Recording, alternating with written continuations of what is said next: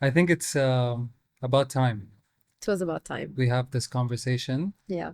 I mean, I've known you for a while now, and we've had many conversations, Yeah. but I think your story, I know bits and parts, and I think it's important for us to tell it today. So, welcome to Now You Know Habibi. Habibi, welcome. What do you Thank think of the you. name? I like it. It's cool, right? Very Khaliji. Yeah. I wanted to get to the point on things. That's why now you know, as in now you know Yeah. Valeria's story. Now you know this perspective. Nice. Now you know this point of view. Habibi's just Worked. a good Just a little.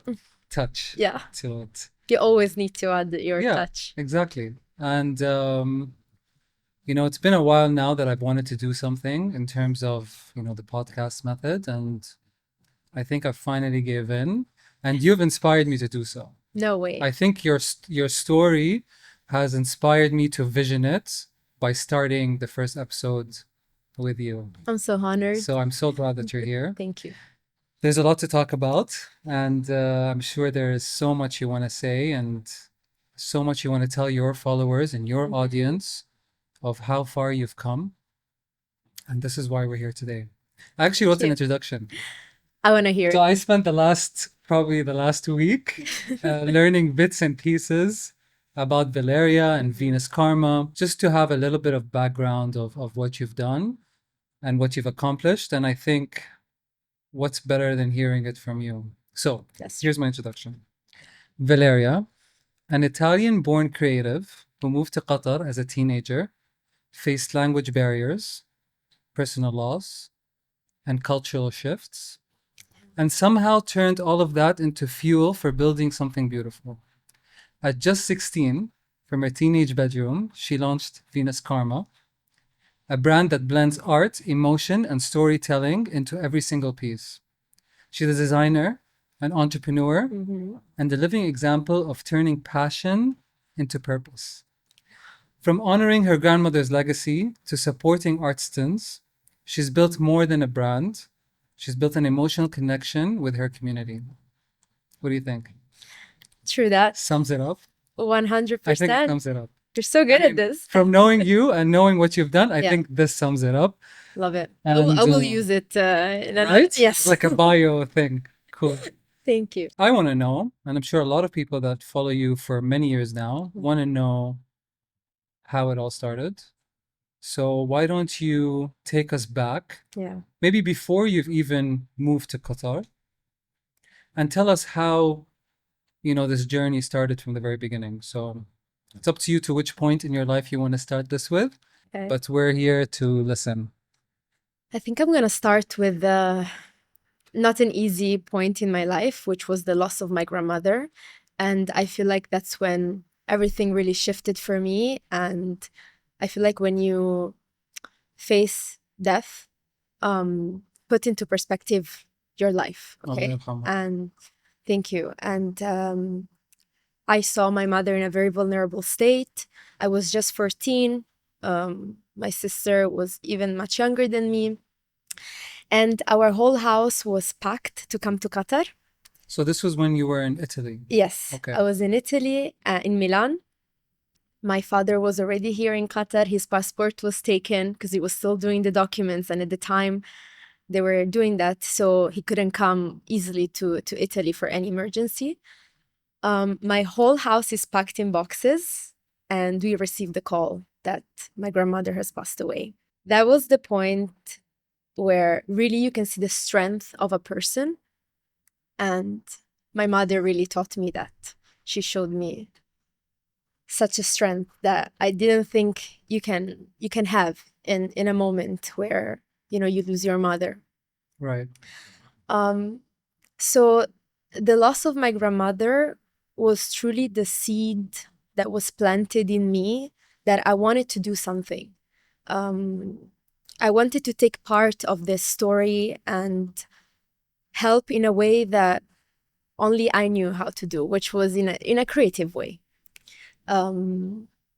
So I still remember those days that we were staying at my grandmother's house while everything was happening, the funeral and everything. And that's when I thought, I really want to create something that will keep my grandmother alive in any type of way. I didn't know how. You didn't know what, you didn't I know didn't know, how. no, but I just wanted her idea to, like the idea of my grandmother to stay alive. Right. And what was your grandmother like? Like when you Yeah. say I just wanted an idea, you know, of my grandmother to stay alive, Yeah. what does that mean? Like what was your grandmother doing, Yeah. or how did that inspire you to create such a My grandmother was actually a fashion icon in Italy in the 70s and 80s. She had Gucci and Fendi franchises shop when they were still doing that. She's always been in the fashion scene, and her sister also was a fashion designer. My grandmother's mother was building a knitwear company, manufacturing company that during the war, they were one of the first Italian manufacturer company to actually export in Russia. So this was in the DNA of the family. Um, and so since I was very little, I used to spend a lot of time with her when I would visit her in her shop. So she had some clothing shops and some accessories, and I remember being behind the counter, greeting the customers, really analyzing how she would approach the customer, help them. If they were like not sure, she would be such a creative thinker of what to propose to the customer. And if I lived that, my mother lived that even more. You know, since she was 3 years that's old. how she grew up. Yes. Basically, yeah. So this sort of thinking of like this creative thinking and the sales rush, the sugar rush that you have, you know, with the sales. My mother tried to really pass that down to me in an indirect way. So seeing my grandmother being behind the scenes with her of running a shop always made me very curious of what this life is about. And she was always very classy, very put together. And I was a rebel. Like, I was against the system since I was very young. I was broke a lot of rules. really rebel person. And I felt always that I was misunderstood because I felt much older than my age. And so I felt that I wasn't fitting ever. So, you know, it's so funny that I remember all these memories talking about her, that she would be like, Valeria, you need to put the hair behind your ear, you need to show your face. And I would be like, no. And I would put all my hair in front of me. And funny enough, look at me, like right now, you know, Right. I'm having short hair. That's exactly how she wanted me to have. And this all happened fully, like unconsciously. And so this was really the moment where I'm like, okay, I want to build something, and that is like a memory that I have of her, but creating it in my way, and that's how Venus Karma started. Okay, so you had an idea that you wanted to do something Yes. where it in some way has your grandmother's philosophy within it. Yeah. How did that shift into Venus Karma? So did the thinking start in Italy, or did it start when you moved to Qatar? So everything started with Yeah. the name, by the way, With the name Venus Karma. Venus Karma. That was the first Okay. stone that I put on the ground. And at that point, I didn't know still what I wanted to do, but I had the name, which for me was the soul, the identity of the brand. And I had to be myself in that name 100%. So that's when I was in my grandmother's house thinking, like, how can I call this? This thing that is bigger than I am. And I want it to be timeless. I never wanted to get bored of the name. So I love mythology, especially Roman mythology. And my mom is from Rome, and my grandma's house was close to Rome. So I was just reading the stories, and I stumbled upon Venus. And Venus in Roman mythology, she's the goddess of beauty and love. And I found it to be the perfect embodiment of truly what I wanted to be and what my grandmother and mother actually symbolizes for me.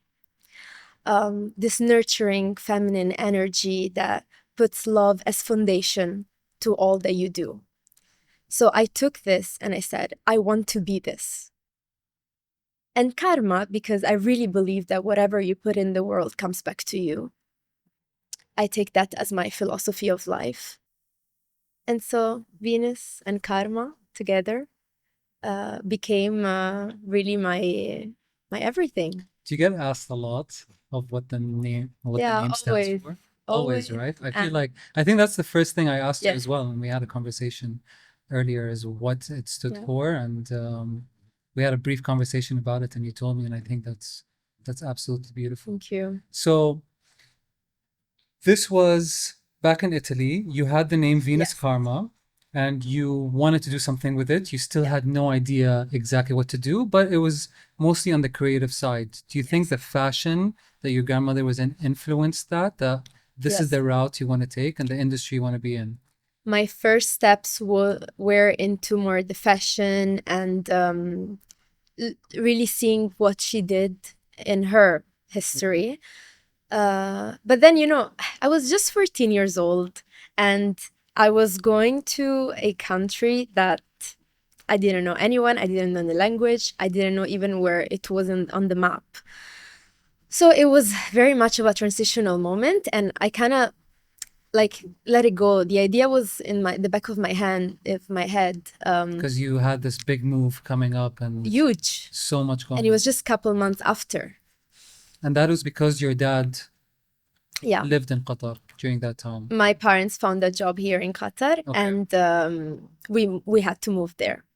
And I was actually very happy of this move. I remember so vividly that I was really excited. I loved the unknown and to Okay. be someone new in a place where no one knew me. Yes. So I reached Qatar, and again, I have no clue where we are. I just remember the humidity, like as soon as we came out of the airport, the humidity that just takes you and the heat, right? Because I was coming from Italy that we were like 2 degrees to 3 degrees. And here we were probably like 40, And this was back in which year? 2015. 2015. Yes. So you've January seen the 2015. growth of Yes. Qatar since then. Yeah, a little bit. So then we live in a hotel for the first month, and I had a lot of time for myself. My parents were really busy, starting a new life for them, for us, new job. So I had a lot of time for myself. And that's when I started growing this little seed, becoming a plant and more. Because I didn't know English, they didn't accept me in high school. You didn't know English? At all. At all? Zero, not even one word. Just Italian? Yeah, just Italian. Wow. So that must have been, wow. Yeah, it was a little. I mean, looking at you now and speaking Yes. to you, that's I mean, my English is not perfect at like all, 10, but 10 years later, like, yes, life a lot. changes so drastically too. So you had no idea how to really communicate with people in general. And you're in a moment in your teenagehood that it's so hard to make friends also because Yeah, obviously also a huge without knowing language them. barrier. I mean, Yeah. thinking of the first language in Qatar being Arabic, Yeah. First of all, and then not knowing English as the second Yes. was kind of difficult, I'm Yeah. sure. So then you started going to school Yeah, the year after, like, because right away. the first 6 months I had to learn English, so I was in a learning center. Oh, you were in a learning center learning English. Yes. Okay, that's smart, obviously. So I did different projects on the side. I started a YouTube channel for expat kids, which I'm not gonna mention the name. Really? Yes. You started a YouTube channel. Yeah, actually, we're kind of popular. Yeah, because there was no teenage, focused YouTube channel back in 2015. At least that I and know of. what did you do in this YouTube channel? We used to talk about our expat life as teenagers in a compound, and that was In Italian. in English. In English. Yeah, So this was you I was practicing. learning and practicing, and So you just jumped on YouTube and you're like, let's Yeah. start this channel, and I had to. wow. Yes, Okay. and that was my practice for English, my way of getting new friends. So my first friends were the compound kids, Wow. Okay. Yeah, I was really amazed by the cultural diversity, to be honest. I learned a lot. Were there other Italians during that time that you knew or your family knew? Family friends, but like as a kid, Italian kid like me, I didn't meet anyone at least until other 3 years later. Until three, you, 4 years developed later. the language to Yeah. I actually had no socialize. Italian friends here either. Wow. We had a trip to Thailand with my family, and my mom, being a super business oriented woman that she is, she never stops. She's like, oh my God, we're in this place. Like, let's go check out, what they sell and what they do. And that was the first time that I said, wow, we can do something. And we purchased like 20 caps, okay? And like 100 patches. Patches for caps. Patches for the hat. Okay. Yes. And we came back to Doha with this product. And people were seeing it. At that point, I was 16, almost 17. People started to know me. I already started going to some events. I was the youngest always, the only Italian. So I was getting some... Do you think the YouTube influenced that, where people started to recognize? Yes. Because I'm sure 2015 was a huge YouTube era. We went to the local newspaper a couple times. I remember it was that easy, to get shown on the newspaper. So I think the popularity started coming at the time. So then when I really came up with the first product, people kind of knew who I was and what I was working on. And it was a word of mouth, though, more than ever. Like this Italian girl that is like doing this. And in 2016, no one really was buying on Instagram. It was really right at the beginning that people were starting to get the idea that there is an online shopping on Instagram. And I mean, no one really knew who I was besides my circle. So imagine buying from someone that you have no idea who they are on Instagram, like kind of dodgy, you don't know. Right. So you created the Venus Karma page back then? Yes. And you started with the hats? Yes, with the hats. Okay. And then people used to just like yes, follow you and order? Yes, and order. Online. And what I really loved is that people were able to express who they were through these patches and on the hat, right? So I bought so many patches that really whatever personality or hobby or passion you had, you could customize it.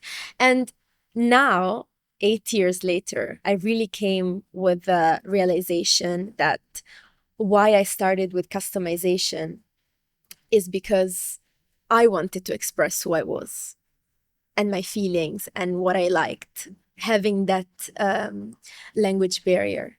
That was my visual way to show who I was. Right. And I wanted to give that to other people.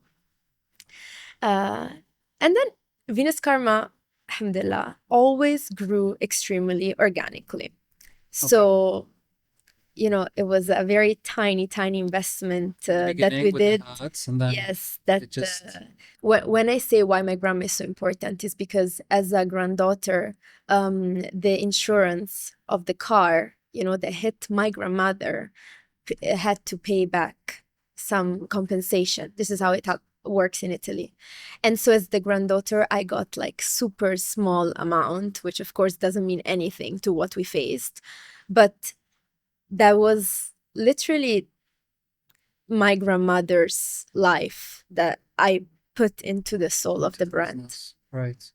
Because just for context, Allah yarhamha, your grandmother passed in a car accident. Yes. Back in Italy. Yeah. And it was so sad and so tragic. So you took her legacy and her philosophy and you've embraced it into your brand. And you started with hats and you're like, this is what I want to do. Yes. But then this is where customization came into the role. Did you know that this is how you want to kind of build your business through customization?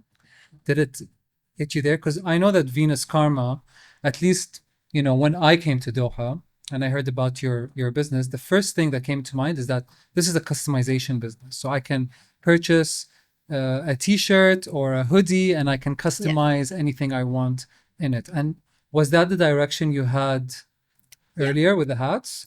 This is Yes, where you wanted to take the business. because actually, before that trip to Thailand, that I bought the hats and the patches, I tried myself to customize some t-shirts and hats in Doha for myself. And I only found a very small place in a mall that did a job that I didn't like. And I was kind of really frustrated. Like, I wanted to do this for myself because I felt that showing who I was also always through clothing. So I wanted to do that and I didn't have the chance. So this is also something in me that wanted to start this personalization system. And so from the hats, we grew to the t-shirts, and from the t-shirts to the hoodies. And all this when you were in school. Yeah, I was in high school, And really juggling. how was that? Like, being in school, still learning the language, starting your business online and still getting the traction, having the YouTube channel. How Yeah. did you manage to Yeah. hold everything together? It was a crazy duality of my life. Because during the day, I was the student, trying to fit in, trying to make friends. And then in the afternoon at home, I was trying to build this on the side. That eventually, when I got to university and we started having the office in Musharraf, 6, 7 people on the team, it really showed the difference between who I was in the morning and who I was in the afternoon, which was I was a student learning, obeying to other figures. And then in the afternoon, I was the one in charge. I was the one with the responsibilities that had to teach and, run this business. Was it easy to fit in, or was that a struggle in the beginning? I feel like I never found it easy to fit in, It was ever. never easy. Ever. I think like now that I'm 25, I started to find my people that are like-minded, in different fields, but still like that have this drive like I have of wanting to be better and build something. That's when I finally started creating my circle, now that I'm 25. Right. So So, takes time. during this journey, I'm sure your mother was your biggest supporter. She is. And after meeting you, and I have met your mother, I think she's a wonderful woman. I do see that very strong mother-daughter connection, Yeah. and especially when it comes to your business, you see that Yeah. she supports you and she's always there for you in that sense. Yeah. How did that relationship grow in time? Yeah. Like, how did you find that balance where, your mother just moving here as well, starting her new job, Yeah. raising a 16-year-old daughter in a new country, but yet completely supporting her daughter in this new venture? Do you think also the philosophy and inspiration of her mother Yeah. came into play? Is that what drove her Yeah. to drive you? I think my grandma was always very strong personality, but not as nurturing.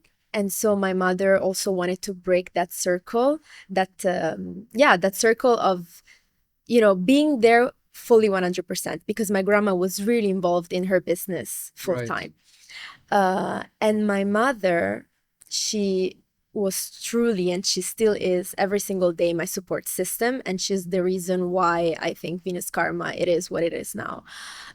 She's the one who until 2 a.m. would pack orders with me. And I learned through her so much. And it's really interesting now that I learned so much from her that I have my position in the company, and I see how our energies shift. Like, she gives me, of course, so much more space that I didn't have 8 years ago. And I think from her perspective is so beautiful to see how I grew as the business grew and vice versa. She was my number one supporter since day one. And this is what makes it special, I think, with Venus Karma, having this very strong connection of mother-daughter. Yeah. That it's very much behind the scenes, though. I would love to show it more. Yeah, and it seems like more, of a family and personal business, and you can see that. You can see that through your personal Instagram page and even through Venus Karma because of how detailed you go with your pieces. I mean, I've seen your work. I think it's honestly very inspiring and amazing. And this is why you're here on the first episode, is because we want to understand more on how that came to life. But being the youngest in the room, now, Yeah. I've read your interview at Q Life magazine, and you've also mentioned it a few times. But being the youngest in the room, was that a challenge for you in terms of being in university and getting taught by various professors or various curriculums that teach you what you're doing? And then maybe also going into jobs in terms of working for others. Being a creative, does that affect you in a way that you feel like you were boxed in just because you're the youngest in the room? You felt like people had this urge to be like, no, Valeria, this is how you do it. This is not how you do it. This is how you should do it. Or do you think this was all a learning curve? Like everything played a role? I think some people tried, and I'm very humble to know and to state that we're always learning, you know. Yeah, absolutely. I am no guru of anything, but I had those experiences when I was 16, 17, that we started making customized uniforms for some coffee shops. And I was meeting with the general managers or the owner that were triple my age. And I was explaining the full process. I was being very professional. And unfortunately, I didn't receive the same professionality that I was giving because I looked so young. And I was delivering, you know, what they wanted, but in the back of their mind they were like, yeah, but aren't you 17? Like, how are you gonna give me this? And so the only way that I could prove myself was through action rather than words, of course, and I would deliver what they wanted or beyond. So I was always doing my best to ensure that I was giving more and even further than what they could imagine. So to show them, okay, I'm 16, I'm 17, but I'm so dedicated. And I think that what kept me going. And other than that, I never had bad experiences because I feel like I've always portrayed myself older than I was. And regarding the high school and university, thankfully, I was in a curriculum that really encouraged students to be independent and strong minded. And I perfectly fitted in that, in that check mark. So I took advantage of that to show my capabilities and my skills. And then I chose graphic design in university, where it's by the end of it, you are in charge of fully of yourself to create this project, this thesis, and you can see the difference between who's putting 1000% and who's putting 50%. So in the end, what you put out as your work is what speaks, of who you are. Exactly. And going back to what you were saying, I mean, for me especially, sometimes you have to live who you want to be who you want to be. Yes. And having that mindset really honestly plays a role for you. Works. Especially when you start a business as a young entrepreneur, solo mostly, by the way. A lot of people tend to start businesses with, partners, Yeah. people building it together. But then there are people that do it all alone from the beginning. So yeah, that's what inspires me and motivates me is you got to live it, even if you're not there yet. Yeah. But if you vision yourself to be someone, be that person to become that person. You have to envision it and you have to believe in it 100% every single day. Exactly. The struggle of entrepreneurship is consistency and truly believing in it. Absolutely. And this is what, of course, I also struggle. It's not easy at all. It isn't. But what motivates you? Like on the days where Like you're just tired and you're not in the mood to do something, what pushes you to do it? And I'll give you an example of this because Yeah. I saw this live, by the way. Okay. During the F1 season, you did a collection. You did an F1 collection. I think it was like 48 hours Yes, or yes, something. yes. Like a full-on jacket, Yeah. shirt. And it was in a moment where one of my products was the most viral ever, and we were having a shortage of stock. Right. And I was managing our first viral And you launched moment. something else And that yeah. that took a risk on covering Yeah. that. I hate to lose opportunities, and I love to push myself always. Yeah. Because I don't like the what if I would have done that. See, No. we're very Yes. sense honest. But at the same time, and what is happening to me right now, you learn to say no for the bigger purpose later, you know. Right. It comes with the maturity of the person and with the business. You have to learn how to say no. And it's hard. It's really hard because you know you can do it, you want to do it, but you have to sacrifice sometimes. So being at VCU, university is probably a big deal. Yeah, it was. For someone, you know, I mean, it was a big deal for me, like graduating high school, going into uni. But you stayed in Qatar, you went to VCU. How did that change your way of looking at life? Like, did things change for you going into university as a person, your business? Like, tell us about the Valeria at VCU. Yeah. How was that?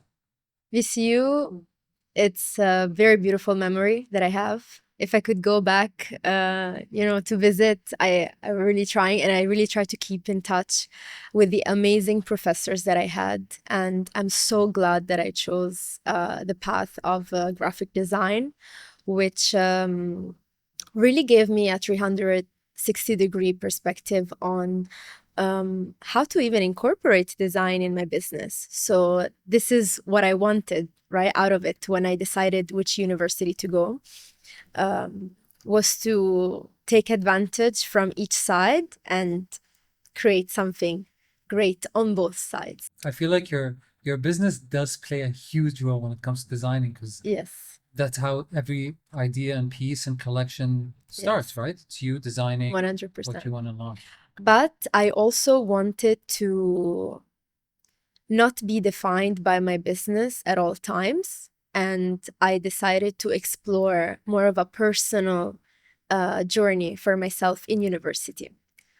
So, in a way that I wanted to explore the true Valeria behind even the business, like who am I when you remove me from the business? Because I feel like we are so Intertwined. yes, intertwined, but I also want to be my own persona.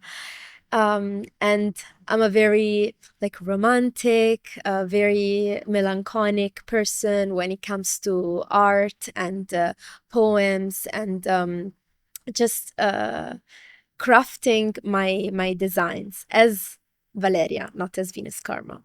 So I really loved how through my thesis I was able to explore myself, and of course still my mother's side and my grandmother were big part. So everything in the end is connected, but Right. for my thesis, I also went through the full archival of my mother's family, and I did a piece about womanhood and how the strength of womanhood plays in adversity, and especially in their times.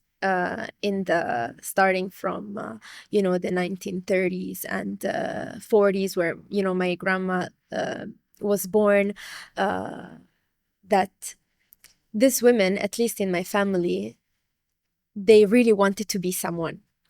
And because of the setting, because of the situation, because of the patriarchy, they never were able to showcase who they were. And it really intrigued me, and I went so deep into it. And that was my thesis was about. we will be speaking about another hour if I go more in depth into it. But it was a really beautiful experience that made me grow as a person. And I really believe that when you have a business, you're always pouring into this business, right? So your cup needs to be poured as well. Of course. You need to be full. How did you find the time though? Like, did you I know. did you have a social life? Try. Did you have friends in uni? Like, Thankfully, I have a very big support system, which is Right. also my husband, very supportive. Tarek, which we're gonna Yeah. get into that shortly. But you know, going back to uni before we go into that, before we go into another subject, how did uni make you realize? Because you obviously went and you studied graphic design, Yeah. and you knew that this was gonna support and build Yes. Venus Karma. Yeah. Learning this skill of graphic design, which is huge for any business. Yeah.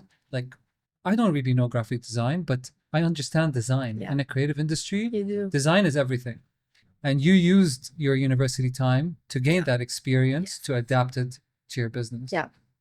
After you graduated, did you think, I'm ready to do this alone and fully focus on Venus Karma? Or were you like, no, let me explore the market and, you know, get some experience and work? Because you've had several experiences. You've worked for Red Bull. When I was 16, Oh, you worked for Red Bull when you were 16. I was the youngest Red Bull wing team member that they accepted me, because usually they accept people in university, and I was the first high schooler that they accepted because of the drive that I Just I wanted was to get always involved and you wanted yes. to So in the part of midst of exploring yourself, Yeah. especially in a new country. Like, yeah, and that made me go so much more out there, and to still practice my English and be in this world of working, because always having the freedom to be my own boss can be at times dangerous, or just doesn't give me the opportunity to grow in different directions. I didn't want to have a ceiling. I wanted to still explore and do different experiences. And so that's why, although my goal was always to have Venus Karma as my only job after university, I still in between did experiences that allowed me to see how's the world's like outside of Venus Karma. absolutely. You know, even for me, like, you know, through my career when I first started, I worked for very different people and very different industries, but in a way they kind of connected. Mm-hmm. And to be honest, running my business now, I feel like all these experiences played a role, not to add skill to my business, but to mostly be the person that I am Yeah. to manage a business. And I think that's important. I think experience, you know, for any young entrepreneur, like, go out there and learn and 100%. meet people and do mistakes and fail and have bad bosses and managers, and because that all teaches you and Yeah. all adds a step to having a successful business. So you did an internship with Qatar Museums. As well during my university years. Okay. Tell us more about that. I mean, Qatar Museums is an amazing, Yes. place to work in, I'm sure, an amazing place to learn. Very inspiring. Was that the goal? This is why you wanted to do an internship there, is to Definitely, I see myself that if I wasn't having Venus Karma, I would have loved to pursue a actual position in this world of exhibition design, because I was able to attend a course in my university of exhibition design run by Rima Al-Thani, which is the acting deputy CEO of Qatar Museum. And I fell in love with that world. And I was then also able to be the teacher assistant for that course, which really strengthened some skills that I could have never gained otherwise. And I'm able to implement them in my pop-ups now and in my events. So it's just it's so beautiful how everything just ties together. from experience to practice. Yes. And it is important, honestly. And like, like we said, like, everything in your life that you go through, whether it was a job that you hated or a job that you loved, it all ties a role into what you're doing today. So You did an internship for Qatar Museum while you were at VCU. Yes.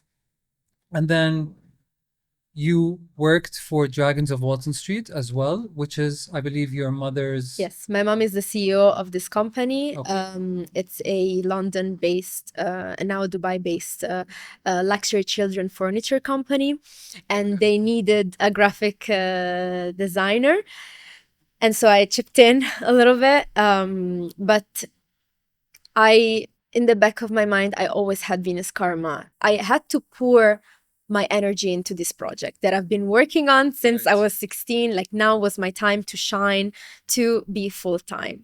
So that was very short lived. I really tried to juggle both. I couldn't give my 100% to any of those. So I had to do the sacrifice of saying no, although it was a super interesting project.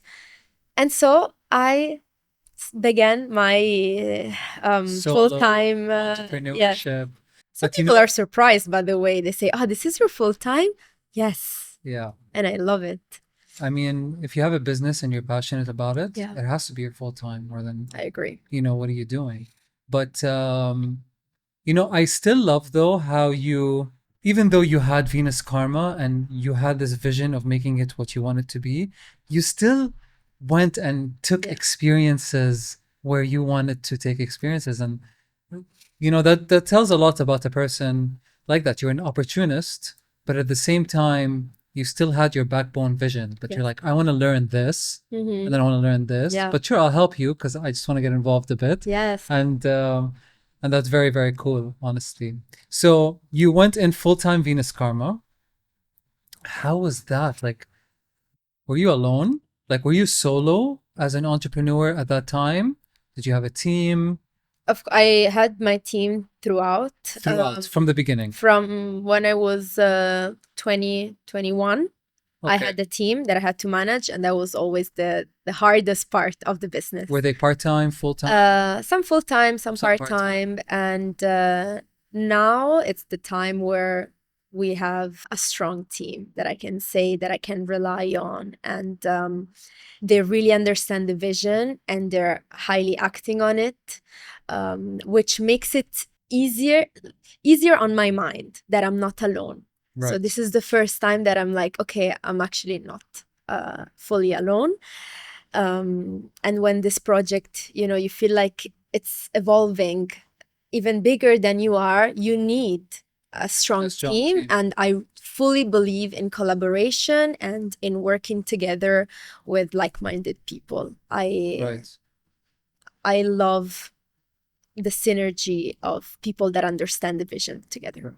But being, 2021, having a team, how did you do it? Like, how was the hiring process? Like, you were the HR, the finance, the CEO, the management. Yes. But like, how, being so young, was it easy to manage people and, hire people and have expectations of certain people? Because you were never in a managerial role back then, even though you had a very straight vision of how you wanted your business to be. And I'm sure you had roles of what was important. But then how did that come into effect? Because, people are, it's a hit and miss sometimes with people. 100%. You have to have this leadership where, people have to do what you expect them to do, and not always do they do that. Yeah.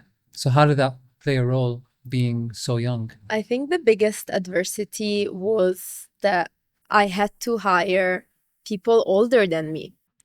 Right. And so being the youngest and the one in charge. Again, the youngest in the room. Some people don't accept it. I did learn a lot throughout. Of course, I was never in a management position, in a managerial position. And so I learned as I was living, I tried to wing it, and I tried to be extremely critical of every step as well, to adapt so fast. I had to. So the strength was in adapting really fast to the change and being humble enough to always admitting the mistakes. That's what allowed me to grow very quick. Now still almost everyone in the team is older. I think everyone is older than me. And when you have the right people, also you feel it. It's easier. And they don't. Of course, there will always be some prejudice on the age, but this sort of quick adaptability is what makes the difference, I would say. When in Venus Karma was your pivotal moment? Or what collection or what launch or piece did you do that grabbed the attention that you've always wanted Venus Karma to grab? Like, which moment was that you're like, okay, what I'm doing is working Yeah. and it's reaching this much people and it's impactful? This is the moment I've been waiting for. What moment was that? Oh, I'm sure there were a lot. there were multiple ones. Definitely. But the first one that you felt like, what I'm doing is exactly what I wanted to do. And that was right in the middle of COVID, when from the hoodies, I at the same time created Venus Karma Beauty, which was a full project focused on supporting Italian artisans in south of Italy that during COVID they couldn't find a job. They had no financial stability. And so we were able to create this network of women that were crafting in their houses and bring them to Qatar. And that's when I think we went viral the first time, truly viral, where I would sell everything before even they were coming into the country. And what were they? Were they They were vintage candles. handcrafted? Sorry, they were candles into vintage teacups from the 1800s and 1900s that this Italian artisan was literally finding in people's houses. It was an amazing project that unfortunately I had to stop because there was scarcity of these vintage teacups. There's just so many that you can find, right? So that was the first time in Venus Karma where So during COVID, you're like, there's this inspiration that you saw where you were like, I want to help these people. And Yes. there's opportunity with a product launch to bring to Qatar Yeah. from Italy. And you decided to create a subsidiary within your brand, which is Venus Karma Beauty. So you created a brand within a brand during the COVID time and how did that impact and went viral? Do you think people loved the products? Was it the products that people wanted to buy, or was it the story behind the product? Definitely the product, so beautiful and it's so unique. I don't think it existed in Qatar at the time, with having these true vintage pieces from porcelain houses from the other century.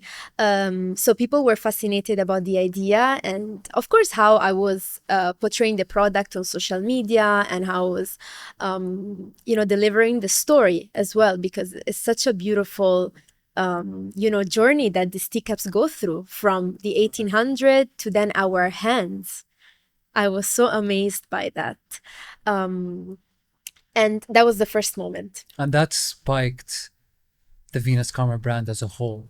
Yes, People it became a lifestyle brand. Taking attention. Okay. Then Venus Karma Beauty was very short-lived because of the scarcity. So that was another moment where I pivot again into the streetwear and focused 100% in the streetwear pieces. And in that moment, we went extremely viral with the senior hoodies. Right. And we were maybe the only or one of the two companies that would be accredited as a business to work with universities in Qatar Foundation or accredited high schools to provide the senior hoodies. Yes. Wow. So you reached out to QF and you were like, no, they all found me. They all found you and they were like, hey, we want you to customize our senior hoodies. Each university, the students would find us on Instagram, on So the TikTok. students would reach out. Yes. Okay. Yes. And then Power of social media. Yes. We created such a reputation that as a word of mouth as well. You know, we have now we're now stopping the senior hoodies in order for us to go in another more refined direction, but still there's TikToks that are going around that are like at more than 2 million views, and still people ask us the senior hoodies, and I feel so bad, you know, but the Yeah, sacrifice of saying no right, of course. for the And you bigger know, picture. honestly, when I first discovered Venus Karma, it was during that period of the senior hoodies. But we'll get to the future of Venus Okay. Karma first. I want to talk about Tariq, Okay. your husband. Yes. Great guy. I honestly love Tariq. I think you two together really, Bring the best out of each other. honestly, Yes. you guys do. And, you know, the synergy and the energy between you guys really do bring the best out of each other, because the way of, you know, your chemistry and how you're both compatible with each other. How is that going? Like, so you being so busy with, you know, Venus Karma and school and getting into other things and, you know, being so young, what made you say Tariq is the one for me?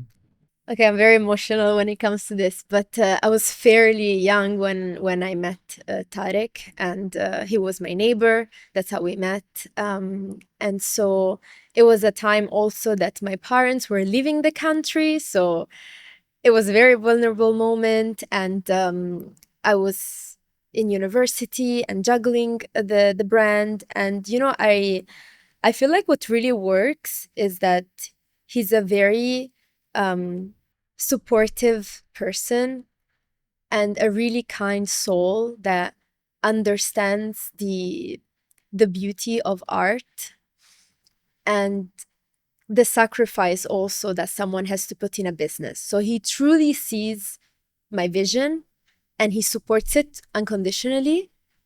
And the fact that I'm so busy and he's also quite busy works so well because we are two separate entities working on two different things in completely two different worlds, but when we come together we feel like at home.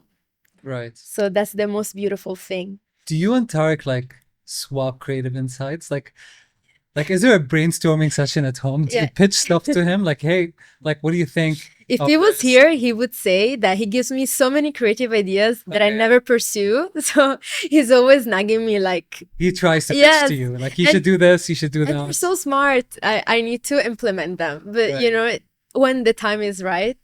No, I think it's beautiful that we have some dynamics where he really understands where I want to go, and he suggests me and provides the space for me to elaborate and to brainstorm, which is not that easy to find. Yeah. So yeah. You know, I think that's very important, is your partner in life. I think it's the most important decision Yes. any person would ever do in their life, because it plays such a vital role in how the rest of your life is going to be, because you're living with this person. Yeah. Like, so it's very important that you have someone that fully supports what you want to do, regardless of what your vision is, and to be there. You know, I truly think love means showing up. Yes. I truly think when it comes down to the core of what love is, it's showing up. To be there when To you be there need for it, everything. you know. I can have the worst days outside of the house, and then when I come home, you need this nurturing, kind, um, loving soul that is there to recharge you, and you have to recharge each other at all times in the most loving way and caring way. So Are there differences in your relationship? Like, are there, I mean, of course there are, no relationship is so perfect, but like, do you see that there are differences between you and him sometimes, that like you have this like cross-cultural like stands between each other? Because you come from completely different cultures, obviously. Did you see that there was that difference that in a way affected your relationship, or the way you and Tarek go at it is, you get together, you get through it, move on, become stronger? Because I know every relationship has its Yes. ups and downs, but how do you see that, like when it comes to differences between you? Yeah, our biggest differences were, of course, cultural from the family side, and every challenge truly pushed me to be a better person and to be more understanding, more patient, and to just be really a better version of myself. Right. There comes a lot of compromising, especially marrying into a completely different culture. But I really loved that there was this challenge, because through the challenge, we got closer in a way that if we had no challenge, maybe you wouldn't have to, Obviously. Through adversity, we saw each other's souls as they were, and we chose each other in the most vulnerable moments. And that's when Right. you In a way, I honestly love how you embraced that Yeah. culture as well. Like you see it in you, like embrace the Yeah. Tariq culture in you. And it's so nice to see. And even Tariq, by the way, like I was so surprised when I learned that he speaks fluent Fluent Italian. Italian. I love that. Wow. Yes. And he did that when he first met Yes. you, right? He took the time to learn Yeah. Italian so that he could communicate in your Yeah. home country. That's No, what love is, I guess. that's what love is. Yeah, it's taking steps like that to making it a better relationship. Lastly, I want to talk to you about the future of Venus Karma. I'm sure there is so much you have coming up and there's so much you want to do, but what does the future feel like to you? And what are you most excited Yeah. to create next? Like what's next for Venus Karma? So for me to understand the future, I have to analyze the past. And with Venus Karma, it grew with me in every phases of my life. It evolved as I evolved as a person. So all I can see for Venus Karma is this ever evolving lifestyle brand that makes women feel seen and understood in every chapter of their life, because that's how I feel about the brand and what I want from the brand. So whether it's motherhood, is a bride situation, or it's graduation from university, I envision for the brand to be there in the moments that matter. And so this is what I'm building now. I don't want to spoil new projects. You're not gonna give us a little. No. Okay. But We'll wait for it. yeah, definitely this lifestyle brand that understands women and still has this part that feels special about customization, where you can still showcase your emotions without words, but through another vessel. That's beautiful. I wish Thank you the you. best of luck. I have one more question for you. You have a lot of young girls, you have a lot of followers, you have a lot of women, young ladies that follow you, look up to you. Maybe now, especially after telling your story and how you started at such a young age, what would you, if there was one message you'd give any young entrepreneur that wants to start a business or is in a business, what's that message? What would you tell them? I think that regardless of the business or regardless of the decision that they want to do in life, I would recommend the consistency of believing in themselves, that they can do it. Because this is what we need every single day in our lives, no matter what we're doing, right? This is the most important So believing. for me. The The consistency of believing in believing. yourself. Yeah. Yeah. I mean, if there isn't that, what is there? You can't. Valeria, thank you so much. Thank you. Honestly, I mean, we're friends before anything, and I honestly wanted to start this podcast with your story, and I thank you so much for sharing it. And if there is one thing I tell you is keep going and keep doing what you're doing. I think there's so much potential of where Venus Karma could go in the future. But my advice to you is that, and I've told you this before, Yeah. put who you are out there more. More. Let people connect with this Yes. Valeria because, when you look at the world that we live in now, it's all about personality And stories. and stories and who People, people yeah. are, and people are following people. Yes. People don't care about products anymore. Yeah. They want to know who's behind the product and why am I buying this product. I mean, unless you're like Dyson or something. Yes. Why am I buying this product and who is behind this product? And that's what affects people more. It's buying feeling and emotion and marketing that Yeah. than just selling products. And you do that very well. Yeah. And I want to thank you because I'm so honored that such a creative person like you. Thank you so much. I really admire your work as well. Thank you so So much. I really appreciate I'm sure we will do being something here. in the future Yes. together. But thank you so much for being on Now You Know, Habibi. Habibi, thank you. Thank you so much.